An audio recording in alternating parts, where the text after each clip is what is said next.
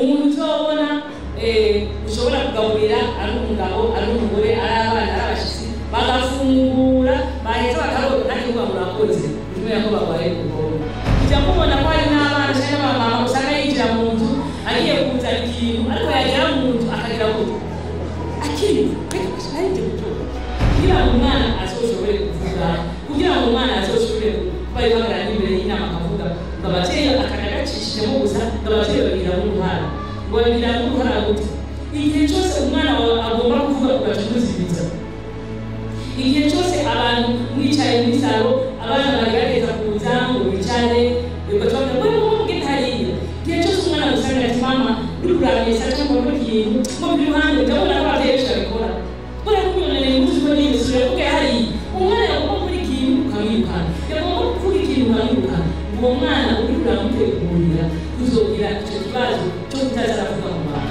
hari n'abantu bamwishegera akamara imyaka n'imyaka kuko kugira ngo musome n'isoko rikuru agatinya ariko arakoresha ibibazo cyo mu bwonko ugasanga mu matoriki ntari ikintu kimwe ugasanga umuntu ashobora kudandaza nk'itomate yadanaza mu kwezi kumwe akaba bivuyemo buwa agiye mu bibi akaba bivuyemo aja mirengare ntagira ahantu hamwe ashobora guhagarara bakati ngomba ngo iki namba y'ibigori ngomba n'ibigori namba y'umuceri ngomba n'umuceri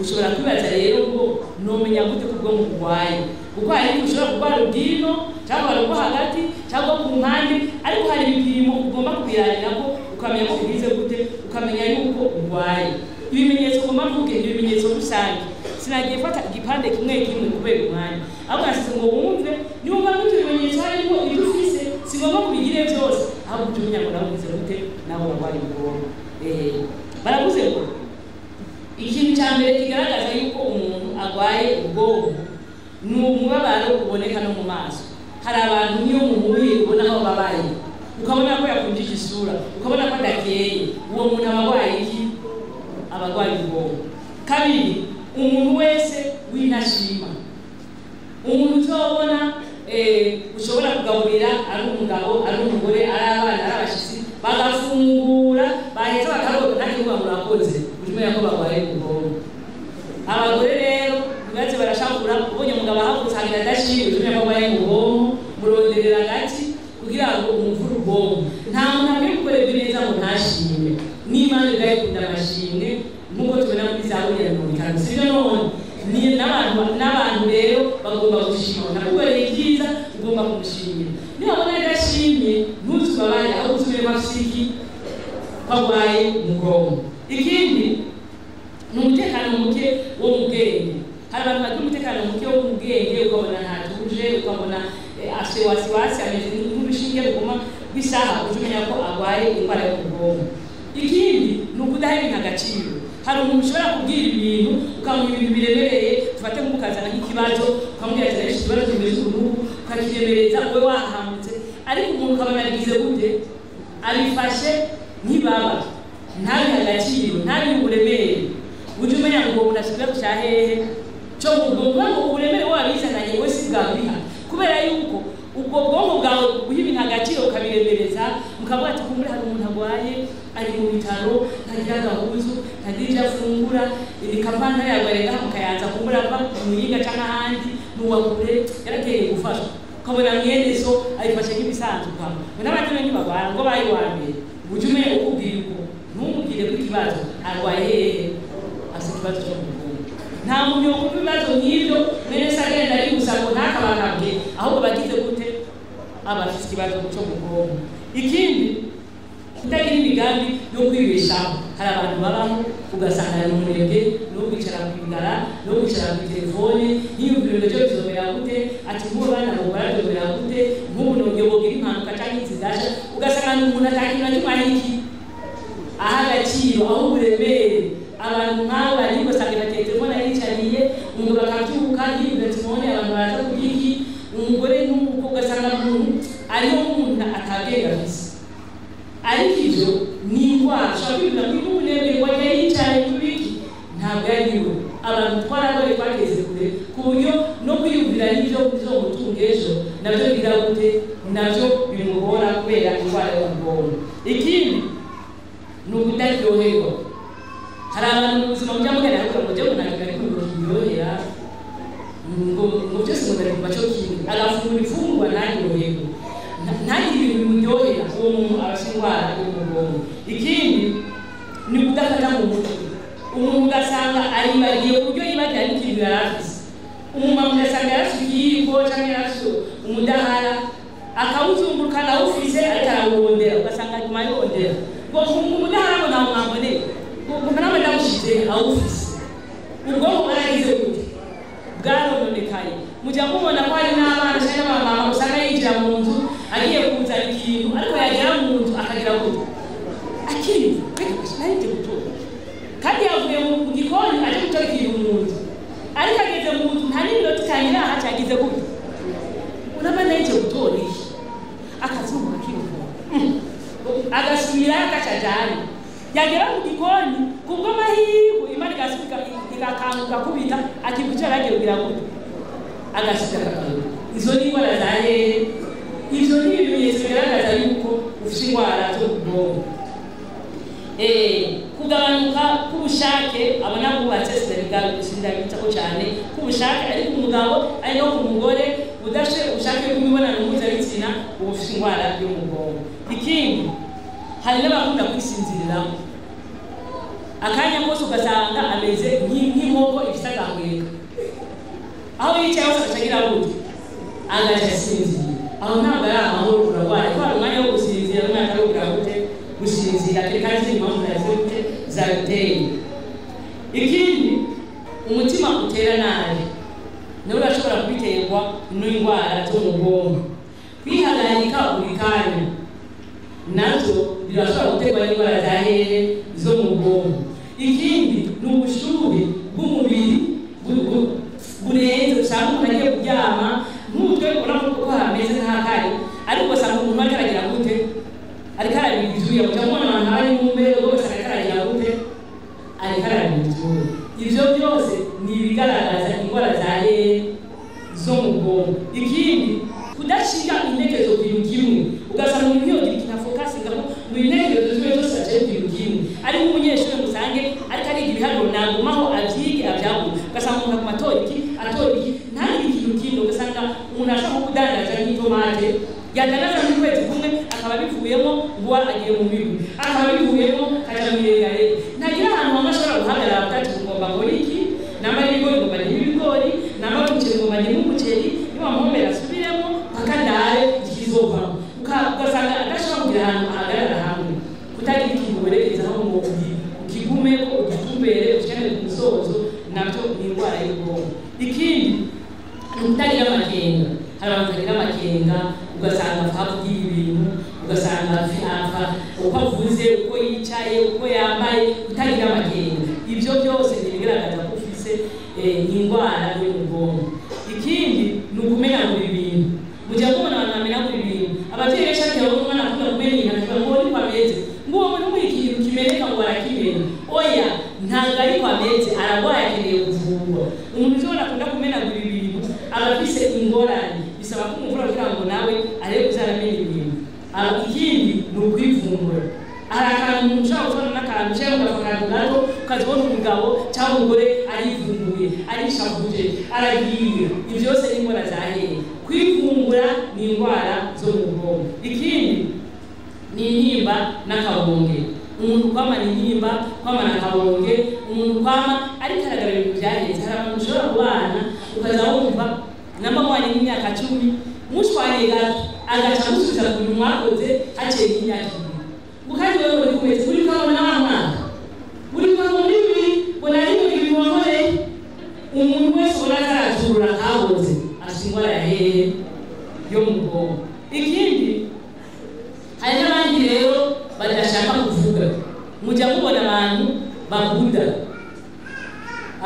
n'abakuze hari abakuze usanga ababuda abamama abapapa abana ugasanga ikintu kitagenze nk'uko agomba aho yoza ati ikintu kinezereje aho gacagira gute gacagenda ahantu akigura ntashaka kumvugisha ntashaka kumubaza kugerageza